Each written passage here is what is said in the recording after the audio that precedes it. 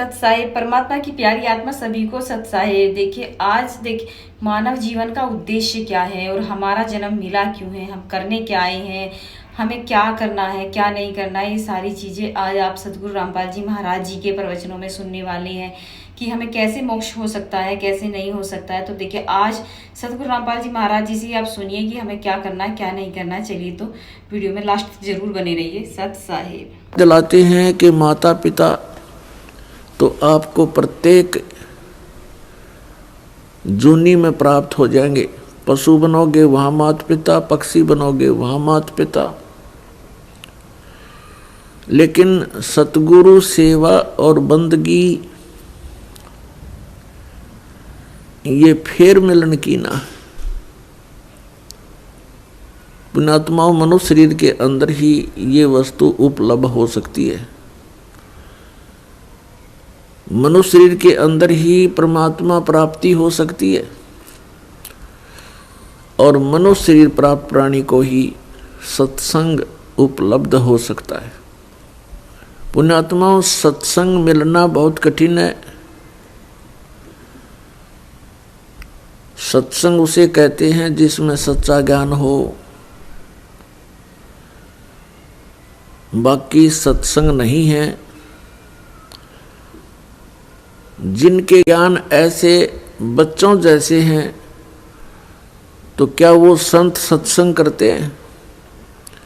जो अभी तक परमात्मा को निराकार बताया करते थे, क्या वो सत्संग करते हैं? वो झूठ बोला करते थे। अभी तक जो ब्रह्मा विष्णु महेश के माता पिता कहते थे इनके कोई माता पिता नहीं है, इनकी जन्म मृत्यु नहीं होती, तो क्या वो सत्संग किया करते?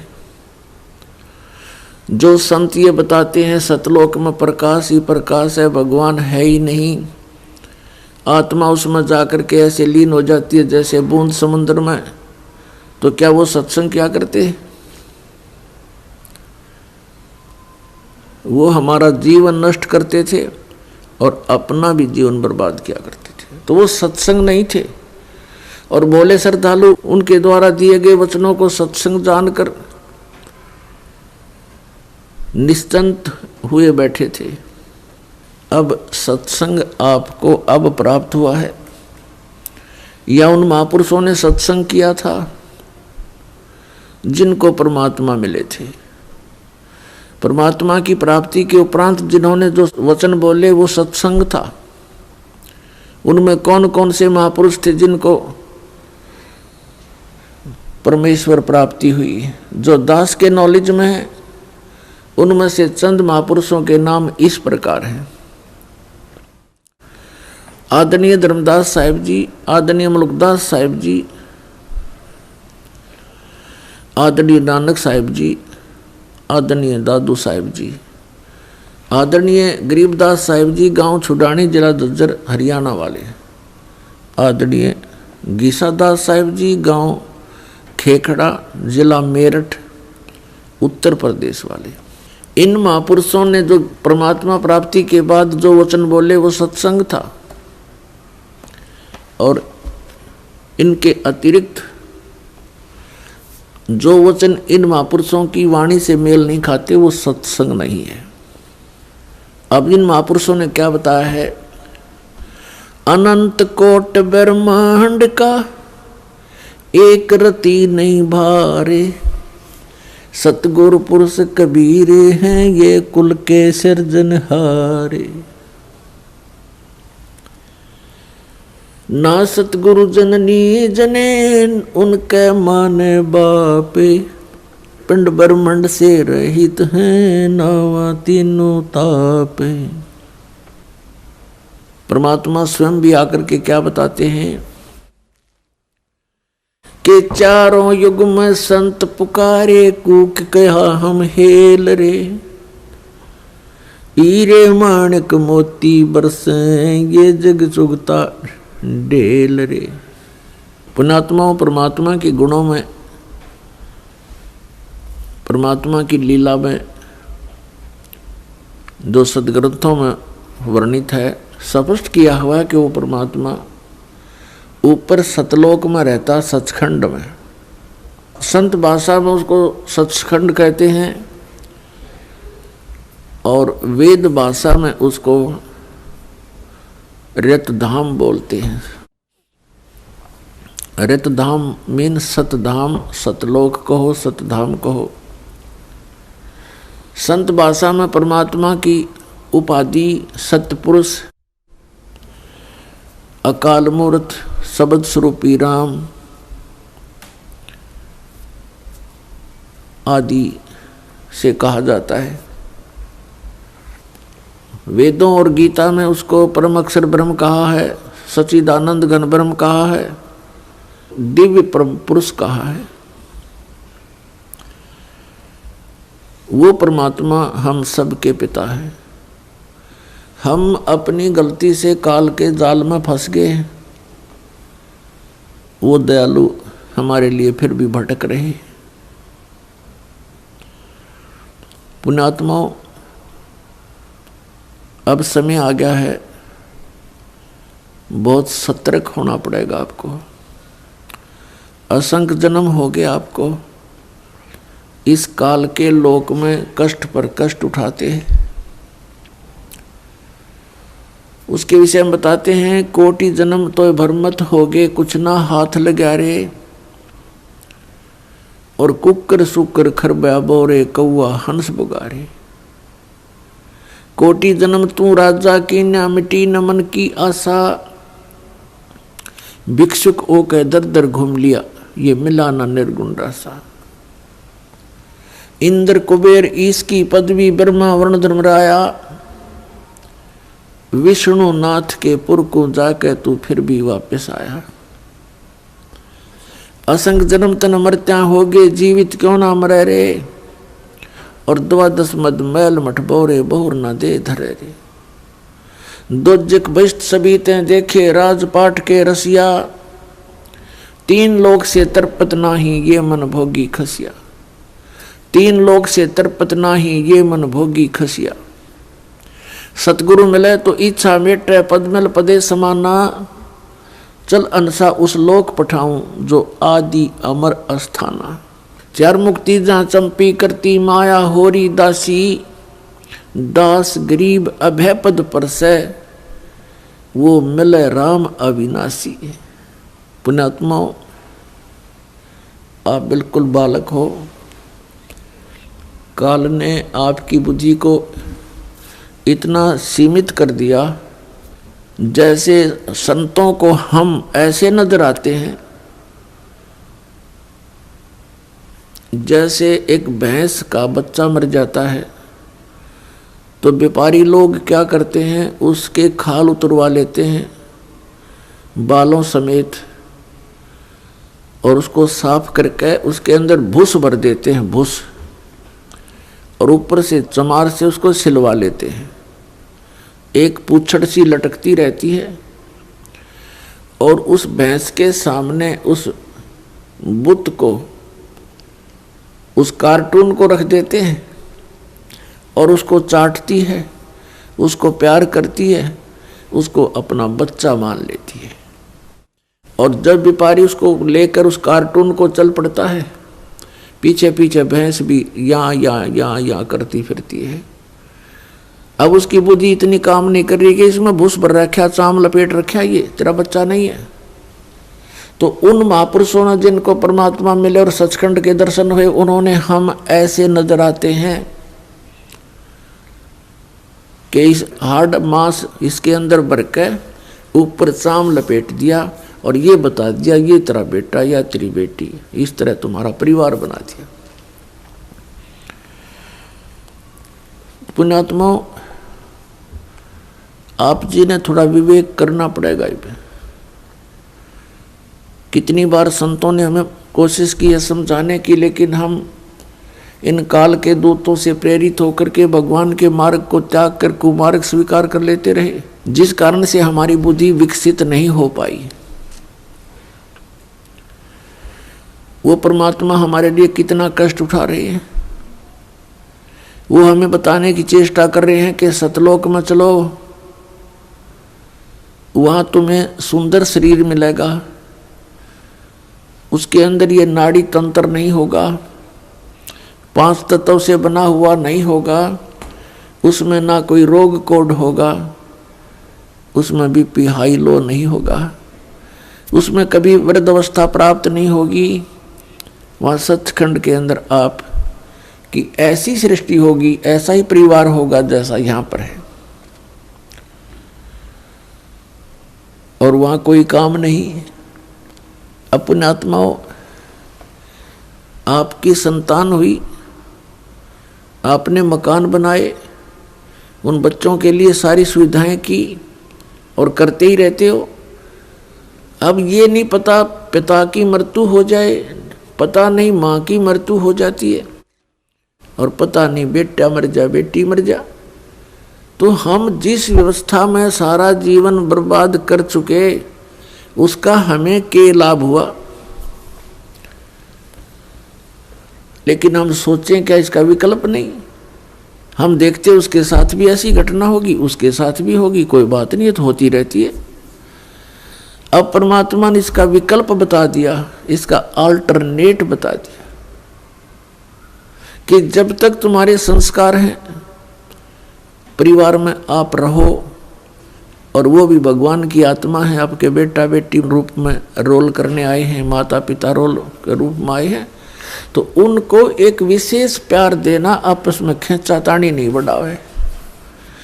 इस दृष्टिकोण से कि हम उस पिता के बच्चे हैं, अगर हम इनको किसी को एक दूसरे को दुखी करेंगे तो परमात्मा नाराज हो जाएगा, क्योंकि हम पहले गणे दुखी यहाँ पर।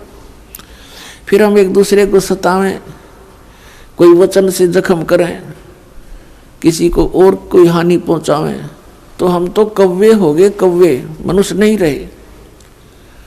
जैसे कौवा जख्म के ऊपर चोंच मार कर खून निकाल लेता है, हमने हंस बनना है, तो हम सतलोक चलेंगे। वो परमात्मा हमारे पीछे फिर रहा है। जो जन मेरी शरण है, ताका हूँ मैं दास, गेल गेल आज्ञा फिरूं जब तक धरणी आकाश। परमात्मा कहते हैं कि जो मेरी शरण में एक बार किसी भी युग में आ गया, तो मैं उसके पीछे पीछे फिरता रहता हूँ और उसको पार करने की चेष्टा करता हूँ। क्या बताते हैं? अनंत कोट बाजी जहाँ हम रचे सकल ब्रह्मंडे, कह कबीर मैं के करूं यू काल करे जीव खंड। कबीर साहब बताते हैं कि मैं इतना समर्थ हूँ, ये सभी ब्रह्मांड मैंने रचे, अनंत कोट बाजी जहाँ रचे सकल ब्रह्मंड, और कहे कबीर मैं क्या करूं ये काल करे जीव खंड। पुणात्माओं, आपने ये अमर कथा कभी सुनी नहीं थी। आप जी ने अपने ही धर्म मजहब के अंदर चल रही कथाओं को सुना, उन्हीं के आधार से आपका माइंड सेट हो गया।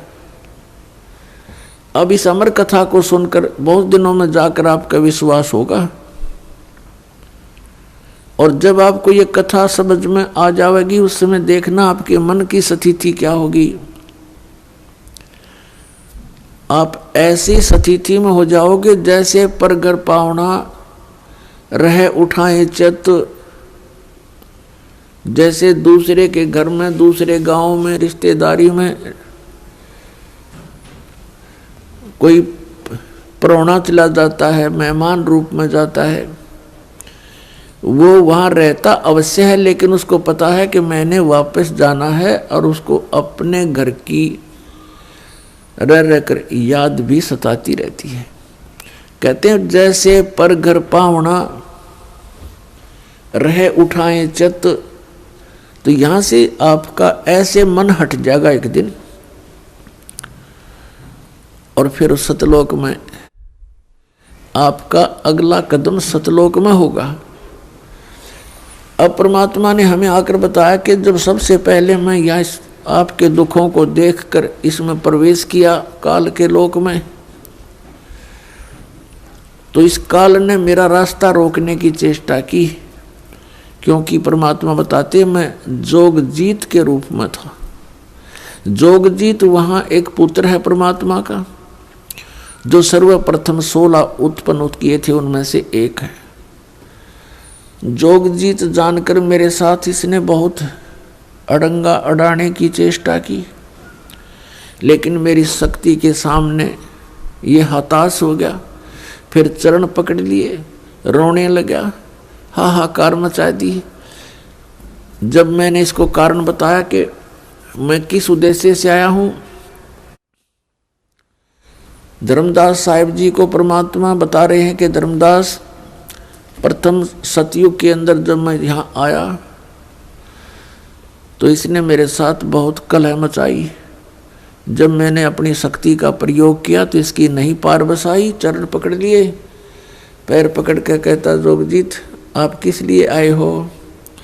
तो मैंने इसको बताया कि मैं नीचे जाऊंगा और सभी प्राणियों को बताऊंगा कि यू परमात्मा नहीं है, यू भगवान नहीं है जिसको तुम भगवान मान रहे हो। और एक ऐसा मंत्र दे के आऊंगा, सतनाम, सच्चा नाम, उसका जाप करने वाले प्राणी को तू रोक नहीं पाएगा। और सभी को बताऊंगा कि तुम यहाँ के रहने वाले नहीं हो। तूने इन सब को नशा करवा दिया, तीनों गुणों से एक एक इंजेक्शन लगवा दिया इनको। तो ये चिंतित हो गया। इसने कहा कि हे भगवान, मुझे श्राप लगा हुआ है 1 लाख जीव आहार करने का। यदि आप इन सब को ले जाओगे तो मेरा क्या होगा? परमात्मा ने कहा कि अब मैं इनको नहीं छोड़ूंगा, तेरा हो या ना हो। फिर इसने प्रार्थना की, प्रभु कोई बात नहीं, मेरी कुछ और समस्याएं हैं, उनका समाधान कर दीजिए और वचनबद्ध होकर के मुझे आशीर्वाद दीजिए। परमात्मा ने कहा, धर्मदास मैंने वचनबद्ध होकर के इससे कहा कि बोल क्या मांगता है। इसने कहा कि परमात्मा 3 युगों में जीव थोड़े ले जाना, चौथा युग जब कलयुग आवे तब तव शरण जीव बहु जावे। ऐसा वचन हर मोय दीजिए, तब तुम गवन संसार ही कीजिए। तो मैंने इसको कह दिया ठीक है, तथास्तु, कि ऐसा ही होगा। फिर इसने एक प्रार्थना और की थी कि परमात्मा जबरदस्ती ना करना हे बड़े भाई, क्योंकि जोगजीत रूप में खड़े थे परमात्मा और ये भी उन्हीं का भाई है। परमात्मा से कबीर से उत्पत्ति हुई इस काल की ज्योति निरंजन की। और इसने कहा कि हे प्रभु, हे बड़े भाई, जबरदस्ती ना करना।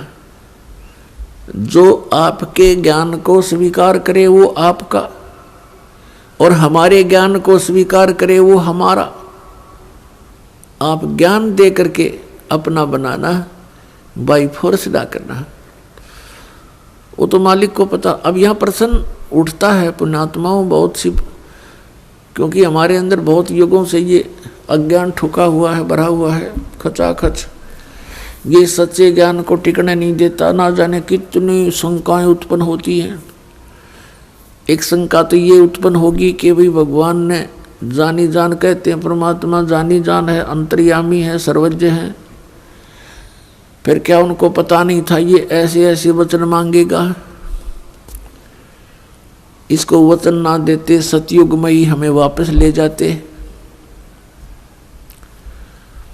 तो ये तो पुण्यात्मा मन की बकवाद है, इस तरह के विचार जो जिसके अंदर आते हैं। हम सतलोक में रहा ही करते। यदि हम ऐसे टिकने वाले होते तो पहले ही ना वहीं रहा करते थे। आवश्यकता ही नहीं थी हमें यहाँ आने की, फिर भगवान को यहाँ दुख उठाने की हमारे लिए। परमात्मा को पता था कि सतयुग त्रेता द्वापर में ये प्राणी दुखी नहीं होता। पुण्यकर्मी प्राणियों को मनुष्य जीवन मिलता है सतयुग त्रेता द्वापर में, जिनके बहुत घने पुण्य होते हैं और वो सभी साधना भी करते हैं, मनमुखी साधना करते हैं, शास्त्र विधि त्याग कर भी साधना करते हैं। उनसे सिद्धियां प्राप्त अवश्य हो जाती हैं और उनके पूर्व प्रारब्ध कर्मों के आधार से, किस्मत में लिखे हुए पनों के आधार से उनको सुख होता है, शरीर स्वस्थ होता है। सतयुग में पिता से पहले पुत्र की मृत्यु नहीं होती, जो सबसे बड़ा जख्म होता है पिता के लिए। और पत्नी से पहले पति की मृत्यु नहीं होती, जो पत्नी के लिए बहुत बड़ा दुखदाई होता है। और बहुत लंबी आयु होती है, शरीर स्वस्थ रहता है, आहार बहुत ही अच्छा होता है। तो इस प्रकार जब पिछले पनों से उसको लाभ होता रहता है, साधना गलत करता रहता है, पाप इकट्ठे होते जाते हैं, पुण्य अक्षीण होते रहते हैं, फिर उसका जन्म त्रेता में होता है। त्रेता में भी ऐसी सती थी लगभग रहती है। फिर द्वापर में होता है, हरे भरे वृक्ष होते हैं, सब जगह जंगल होते हैं, फलदार वृक्ष होते हैं, समय पर वर्षा होती है। तो इस प्रकार ये सोचता रहता है कि जो साधना पूजाएं मैं कर रहा हूँ इनसे मुझे लाभ हो रहा है, अज्ञानता के कारण। तो परमात्मा के ज्ञान को जो पहले वाले साधना से बिल्कुल हटकर होता है, उसको ये प्राणी बिल्कुल स्वीकार नहीं करता। अब कलयुग के अंदर ये प्राणी बिल्कुल कर्महीन हो जाता है, पापों की गठड़ी बांध लेता है और पुण्य इसके पास रहते नहीं।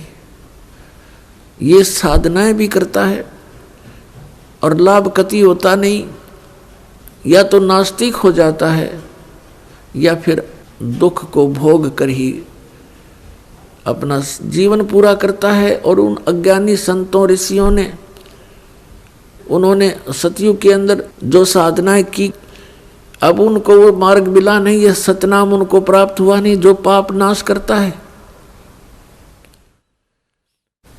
और जिस कारण से उन्होंने अज्ञान सिद्धांत बनाकर समाज में प्रवेश कर दिया कि कर्म तो भोगना ही पड़ता है, प्रारब्ध में लिखा हुआ तो भोगना ही पड़ता है, इसको कोई चेंज नहीं कर सकता, इसमें कोई परिवर्तन नहीं हो सकता।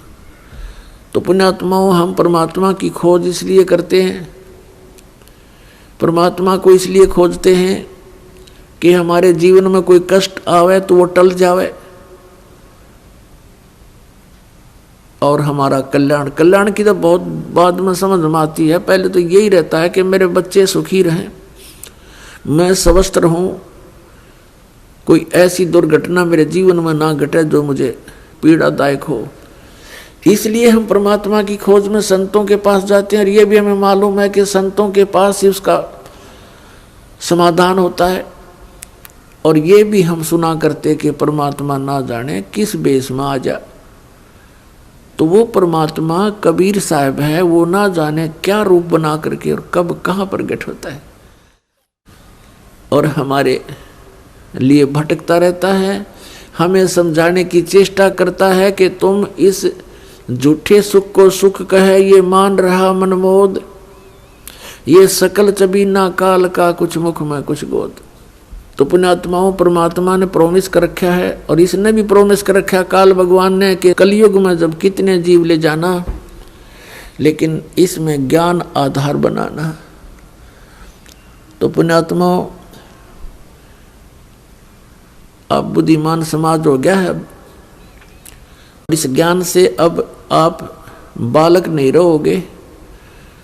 परमात्मा के प्रयत्न को गहराई से सोचना, वो क्यों भटक रहे हमारे लिए सतलोक न छोड़ के, क्योंकि हम उनके बालक हैं, हम उसकी आत्मा हैं। और इनको काल इसलिए परेशान कर रहा आप जी को कि जितना मैं इनको सताऊंगा उतना ही वो दुख पाएगा। अपने आत्माओं, आप बालक हो, ये हमारे साथ क्यों प्रतिशोध ले रहा कि इसने वहां पहले तो तप करा, फिर तप करा, फिर तप करा, 3 बार।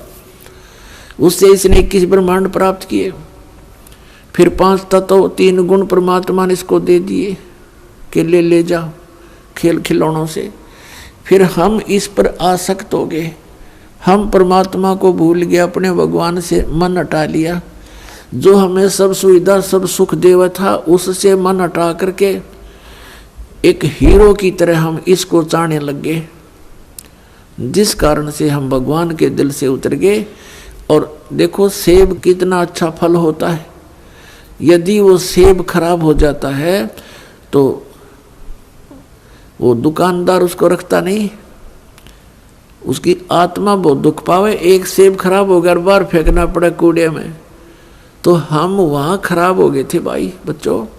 तो परमात्मा का आत्मा बड़ी दुख पाई कि ये औरों ने भी खराब करेंगे यहाँ पर, इसलिए हमें हमारी ही इच्छा से इनके साथ भेज दिया कि तुम जाओ फिर यहाँ से, ले लो टिंडेस के साथ जाके।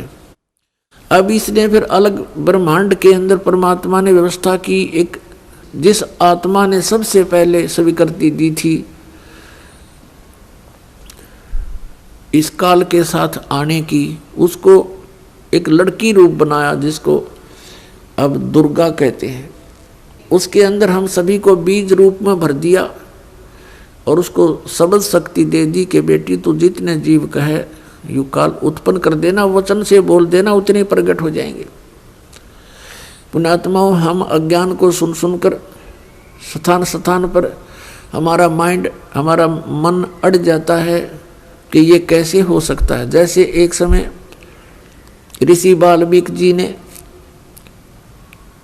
एक कुशा से डाब से पुत्र बना दिया था सीता के लिए, और पालने में लुटा दिया बना करके। सीता जब कपड़े धोकर आई तो पुत्र को देखकर पूछा, पिताजी ये पुत्र किसका है? कि बेटी क्या बात, आपका नहीं है? कि मैं तो पुत्र को साथ लेकर गई थी कपड़े धोने के लिए। ऋषि जी ने सोचा था कि लड़की के बच्चे को कोई उठा ले गया है, जंगली जानवर रो मर जाएगी, इसलिए उसने एक लड़का उत्पन्न कर दिया है जिसका नाम कुश रखा, और लव सीता से उत्पन्न हुआ था श्री राम के सहयोग से। तो कहने का भाव ये है कि उस ईश्वरीय शक्ति को थोड़ी बहुत संग्रह करके ये ऋषि लोग भी चमत्कार दिखा देते हैं, और वो तो परमात्मा के पास तो ये चमत्कार थोक के भाव के हैं।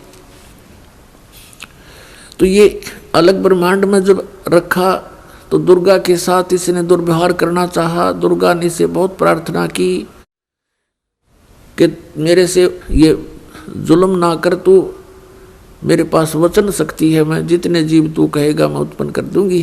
पिता ने वचन दे रखा, इसने नहीं माना, बकवाद करी, उसके साथ जोर जबरदस्ती करनी चाहिए। तो लड़की ने उसके पेट में शरण ले ली सूक्ष्म रूप बना के।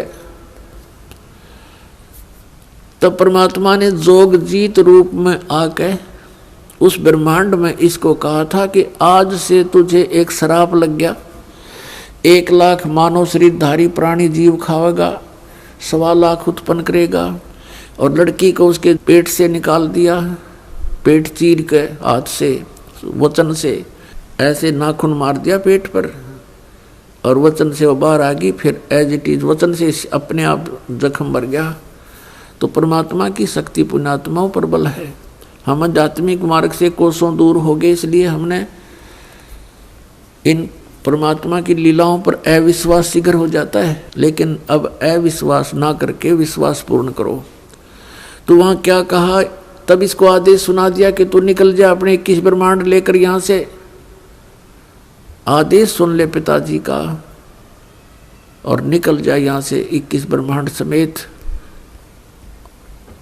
इसने फिर बहुत हाथ जोड़े, पैर पकड़े, मेरे से गलती होगी, मुझे रख लो यहीं पर, मुझे दूर ना भेजो। लेकिन परमात्मा ने इसकी एक नहीं सुनी और इसको वहाँ से यहाँ फेंक दिया 16 शंख कोश की दूरी पर।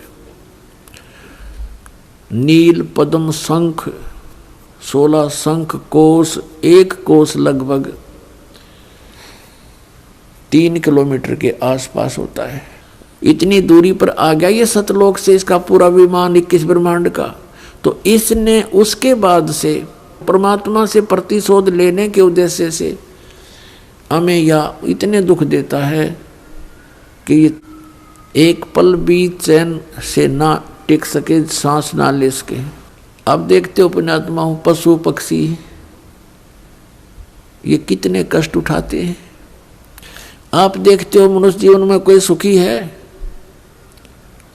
इस झूठे सुख को सुख मान बैठे हैं हम,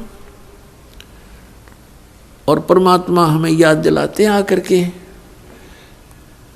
कि तुम काल के जाल में हो, आप जी को इसने मिसगाइड करके इतना ही सीमित कर दिया आपकी बुद्धि को, संतानों उत्पत्ति को ठीक कर लेना सारा जीवन, ये सोच करके बुढ़ापे में सुखी होऊंगा मैं, बुढ़ापे में मेरा जीवन ठीक कट जाएगा, बढ़िया कोठी बना दूं, बच्चों को सुखी कर दूं, गनाए धन बना दूं। अपने आत्मा बुढ़ापे तक, पहली तो ये बात है कि बुढ़ापे तक आप रहोगे कि ना रहोगे, वृद्धावस्था तक। और वृद्धावस्था होने के बाद फिर सुख कहाँ से? वृद्धावस्था में सपने में भी सुख नहीं है। तो हमारी सारी ही सोच इस टाइप की थी जो हमें केवल दुख दे सकती है, सुख नहीं। बुढ़ापे में कभी तो जाड़ पड़वानी, कभी आंख बनवानी, और कभी कोई बच्चा कुछ बोल रहा है, कोई पुत्र वधू कुछ कह रही है, कहीं पौत्र को कोई गड़बड़ होगी, कहीं पौत्री का गड़बड़ होगी, कोई देवता मर गया, कोई देवती मर गई। तो ये सब कष्ट उस व्यक्ति को होते हैं जो वृद्धावस्था प्राप्त कर चुका है। और सोचा नहीं होता बुढ़ापे में सुखी हो जाऊंगा, इब तो धंधा करके बच्चा ने पाड़ पोष दूं। तो पुण्यात्मा बुढ़ापे में तो जिए जानेगा जिसा सुख होगा तुम्हें। तो इसलिए परमात्मा हमें याद दिलाते हैं कि जिस प्रोसेस में आप अपना सारा जीवन न्यौछावर किए बैठे हो, ये आपकी महाभूल है। इसके साथ साथ और भी कार्य आपका एक अनिवार्य है, वेरी इम्पोर्टेंट है, उसको तो आपने शुरू ही नहीं किया। अब जैसे हम देखा करते थे, बुजुर्ग आपस में बैठ कर बतलाया करते थे, क्या कहते थे, और भाई कुशल हो, तो वो कहता था मौज हो रही है, कत्ती ठाठ हो गए, 2 बेटे थे 2 बेटी, सबका विवाह कर दिया, पुत्र पर भी पुत्र हो गया, पुत्रियों पर भी पुत्र हो गए, और बस मेरा तो जीवन सफल हो गया।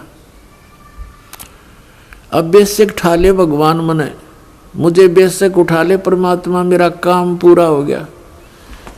अब इस तत्व ज्ञान की रोशनी में पता चला कि खाक पूरा हो गया तेरा समय, जीवन कहाँ से सफल हुआ, जीवन तो बर्बाद हो गया आपका।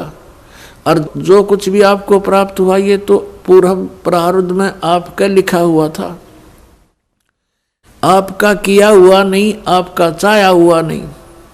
जैसे संतान होते ही एक ऐसी हमारी मन में काल ने ऐसी प्रेरणा कर रखी है कि हे भगवान बच्चा हो और पुत्र हो, पहला पुत्र हो फिर पुत्री बेशक हो जा, ऐसी टेंडेंसी श्लोक वेद से हमारी बनी हुई है जो बिल्कुल व्यर्थ है। अब विवाह हुआ, प्रथम लड़की होगी, फिर सोचा ये भगवान दूसरा तो पुत्र होना चाहिए, दूसरी भी कन्या होगी, फिर कहा हे भगवान तीसरा तो पुत्र हो, तीसरी भी कन्या होगी, चौथी आशा पुत्र की थी, चौथी भी कन्या, पांचवी भी कन्या होगी। तो क्या आपका किया हुआ या आपका चाहा हुआ? नहीं, जो आपकी किस्मत में था वही आपको मिला। तो आप कहते हो कि मेरा जीवन सफल हो गया, ये तो आपका होना ही था। आपने जो इस जीवन में एक इम्पोर्टेंट कार्य और करना था, अनिवार्य कार्य करना था, वो तो तुमने स्टार्ट भी ना किया। इसकी याद दिलाने के लिए परमात्मा सतलोक से आते हैं। यहाँ के भगवान और यहाँ के ये संत हमें केवल इस माया में ही डबोते हैं, इसी में डालते हैं, हमारे को बाहर निकाल नहीं सकते क्योंकि इनकी पावर नहीं। वो तो स्वयं आते हैं या अपने ही संत बना करके यहाँ भेजते हैं, अपनी भक्ति शक्ति से चार्ज करके भेज देते हैं, और फिर वो संत ये काम किया करते हैं। नहीं, आम संत की कोई औकात नहीं जो काल के सामने इस प्रकार का कोई कदम उठा ले। अब क्या बताते हैं परमात्मा, हम सुल्तानी नानक तारे दादू को उपदेश दिया, जात जुलाहा भेद न पाया वो काशी माहे कबीर हुआ। गोता मारूं स्वर्ग में जा बैठूं पाताले, गरीबदास ढूंढता फिरूं अपने हीरे मोती लाले। परमात्मा कबीर साहब कहते हैं कि गोता मारूं स्वर्ग में और जा बैठूं पाताल, कह कबीर ढूंढता फिरूं अपने हीरे मोती लाल। अब जैसे आपको कल सत्संग के अंदर दिखाया था, रूबरू करा था उन पवित्र सदग्रंथ वेदों से, उसमें क्या लिखा कि परमात्मा ऊपर ध्युलोक यानी तेजो में शरीर में और तेजो में लोक में राजा के समान विराजमान है, और वहां से गति करके नीचे आता है और बहुत अत्यंत गतिशील पदार्थ के समान, जैसे आकाशीय बिजली गिरती है नीचे बहुत स्पीड से, ऐसे परमात्मा सतलोक से गमन करके चल के यहाँ आते। तो वो परमात्मा अच्छी आत्माओं को मिलते हैं, उनको उपदेश करते हैं, तत्व ज्ञान से परिचित कराते हैं, अपने से परिचित कराते हैं। तो उन महापुरुषों ने जो ज्ञान दिया वो परमात्मा से प्राप्त ज्ञान दिया। उनमें से अब्राहिम सुल्तान अधम भी एक महापुरुष हैं। अब्राहिम सुल्तान अधम ये कौन थे?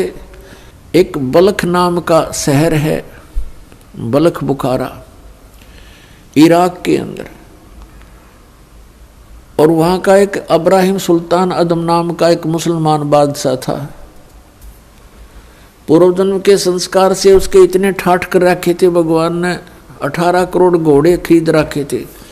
पुण्यात्माओं, जब तक इस प्राणी को तत्व ज्ञान नहीं होता, यहाँ के ये कंकर पत्थर जोड़ने में ही लगा रहता है।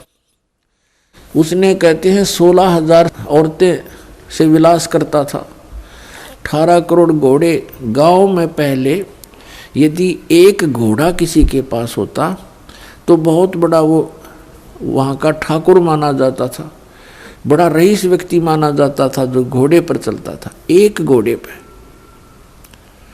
जैसे आजकल तो जिसके पास कार है उसको बहुत अच्छा धनी मानते हैं, तो उस समय घोड़े से ही उसके धन को आज्ञा करते थे, काउंटिंग करते थे। तो इस प्रकार 18 करोड़ घोड़े उसके पास, और ऊंट 8 तक गिनती नहीं, बहुत गिने थे। कहने का भाव यह है कि सर्वसंपन्न राजा था, लेकिन पिछले संस्कार भी साथ होते हैं। अब वो चाहे कितने ही सुख को प्राप्त है, लेकिन परमात्मा की चाह आत्मा को फिर भी बनी होती है। एक दिन वो सो रहा था ऊपर अपने महल की छत पर, गर्मियों के दिन। परमात्मा कहते हैं सो चल सीधर मैं करूं अपने जन के काज। तो वहां कहीं पड़ोस में थोड़ी सी दूरी पर एक सत्संग हो रहा था। आप आरती, आप साजे, आप किंगर, आप बाजे, आप ताल झां जनकारा, आप नचाप देखण आ रहा। आप साधु संत बनकर उस राजा के महल से थोड़ी सी दूरी पर किसी गरीब के घर पर सत्संग कर रहे थे, ऊंची ऊंची आवाज में सुना सुना कर। और बात तेरे काम न आवे, संतों शरण लाग रे, के सोवे गफलत में बंदे, जाग जाग नर जाग रे, जाग जाग नर जाग रे। और बात तेरे काम न आवे, संतों शरण लाग रे, के सोवे गफलत में बंदे, जाग जाग नर जाग रे, जाग जाग नर जाग रे।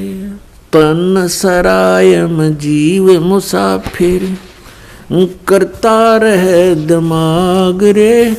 तन सरायम जीव मुसाफिर, करता रहे दिमाग रे।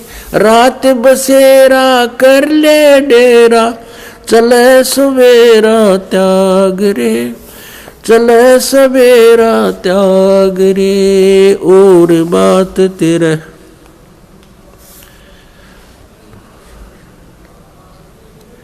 के सोए गफलत में बंदे, जाग जाग नर जाग रे, जाग जाग नर जाग रे। इस तन सराय में जीव मुसाफिर, करता रहे दिमाग रे। इस तन सराय में जीव मुसाफिर, करता रहे दिमाग रे। रात बसेरा कर ले डेरा, चले सवेरा त्याग रे, चले सवेरा त्याग रे, और बात तेरे।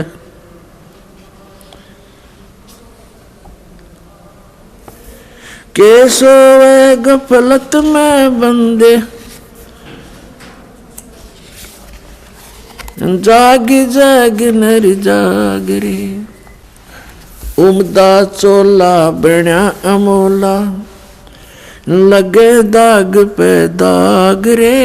उमदा चोला बण्या अमोला, लगे दाग पे दाग रे। 2 दिन की गुजरान जगत में, क्यों जले बिरानी आग रे, जले बिरानी आग रे। अर सुमरे सो हंस कवावे, ये कमी क्रोधी काग रे। अर सुमरे सो हंस कवावे, कमी क्रोधी काग रे। बोरा न भर में विष के बन में, चल बेगमपुर बाग रे, चल बेगमपुर बाग रे, और बात तेरे काम न आवे, संतों शरण लाग रे। के सोवे गफलत में बंदे, भाई शब्द सैन सतगुरु की पिछाणी, पाया अटल सुहाग रे। शब्द सैन सतगुरु की पिछाणी, पाया अटल सुहाग रे।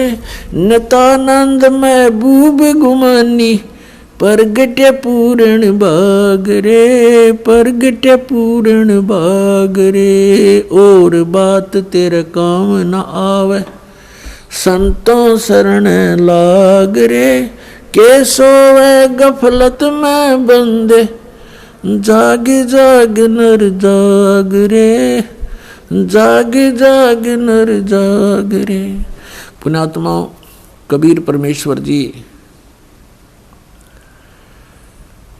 अपनी प्यारी आत्मा को काल के जाल से निकालने के लिए कितना संघर्ष करते हैं। उसके लिए परमात्मा ने ज्ञान को ही आधार बनाया है। अब्राहिम सुल्तान अधम बहुत ही अच्छी आत्मा का व्यक्ति था। परमात्मा की खोज में, अल्लाह की चाह में साधु संतों से बहुत प्यार करता था। उसको जहाँ भी कोई संत मिल जाता या किसी संत की, महात्मा की वो चर्चा सुनता, या तो उसको अपने पास बुला लेता था या स्वयं दर्शनार्थ चला जाता था। अपने आत्माओं, काल ने तो ऐसा कर रखा हमारे साथ, ये नकली संत, नकली पंथ और डुप्लीकेट ज्ञान सुना के कि इनको नास्तिक बना दूं। एक संत के ऊपर वो बहुत विश्वास किया करता था,